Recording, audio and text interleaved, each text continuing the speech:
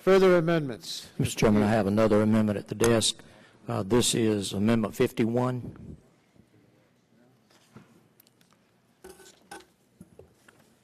Without objection, the amendment will be considered as read, will be distributed, Chairman. and the gentleman from Georgia will be recognized, but before he's recognized, the gentlelady from Colorado wishes to reserve a point of order. Thank you. Gentleman from Georgia, Mr. Deal.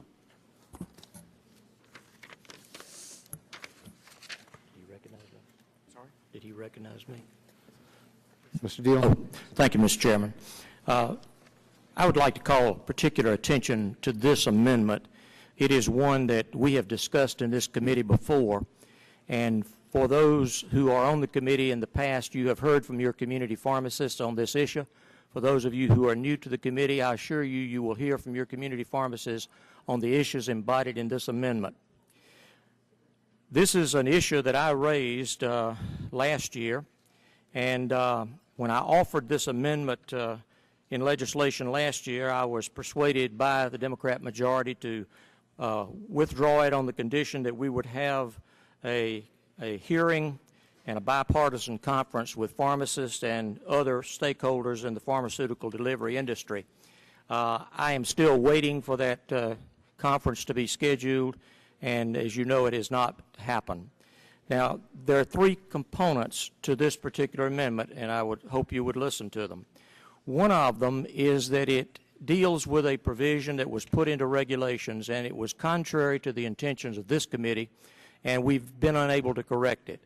And that is in reimbursing the brick-and-mortar pharmacies, that is your community pharmacists, by removing the sales to from mail-order pharmacies from the calculation of the federal upper limit for generic drugs. And this amendment would separate that out and would also set a separate category for calculating the federal upper limit for mail-order pharmacies. Secondly, it would give the states the increased flexibility to reimburse pharmacists by increasing the federal upper limit on generic drugs from 250% of the lowest average manufacturing price, AMP, to 300% of the volume-weighted average of all AMP prices, which if any of you have familiarity with pharmacies, you know this is the fairer way to reimburse your pharmacist. And it also includes a provision that says that states cannot get this bonus money under Medicaid unless they are providing at least a dispensing fee of $9 per prescription for the multi-source prescription drugs, generics, in their Medicaid program. This committee passed out a provision that required a minimum of $8 dispensing fee as a part of the Deficit Reduction Act, but it was unfortunately not agreed to by the Senate. These are three provisions as it relates primarily to your community pharmacist, and I would urge you to pay attention to this one. I think it's important for all of us. Gentleman's time has expired. Chair recognizes Chairman, himself in opposition. Gentlelady withdraws her point of order. I have a great deal of sympathy about this issue on reimbursement for pharmacies and the effect it has on access to prescription drugs, but this amendment creates several problems, and that's why I can't support its inclusion in the legislation. It says unless a state is able to pass legislation quickly to establish a $9 dispensing fee, the state wouldn't be able to get a temporary Medicaid assistance program. Secondly, the enactment of this amendment would increase states' Medicaid costs, and this could adversely affect states and force cuts in other services during a time of fiscal distress. And it's unclear that requiring the same dispensing fee level in every state makes sense given the costs vary across and within states.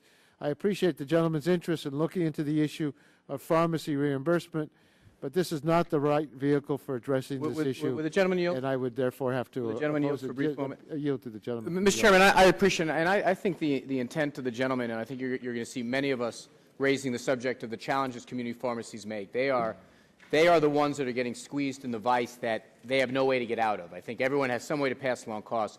And this, I agree with you, this isn't probably the vehicle, and maybe this isn't the perfect amendment, but I think that perhaps, Mr. Chairman, if you would take it under advisement how many of us are concerned about the plight of community pharmacies, how many amendments that are coming over the transom in this bill, that maybe at some point, Chairman Pallone and yourself, we can try to come up with a strategy to help them, because they really are in desperate straits. I think the gentleman makes an excellent point, and I certainly will want to work with you and urge that Chairman Pallone hold hearings on this question and see if we can address that problem. It's a real one.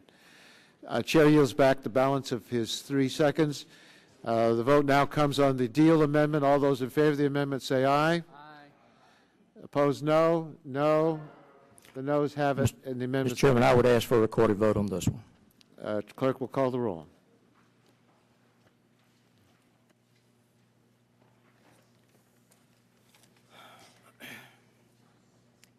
Mr. Waxman? No. Mr. Waxman, no. Mr. Dingell? No.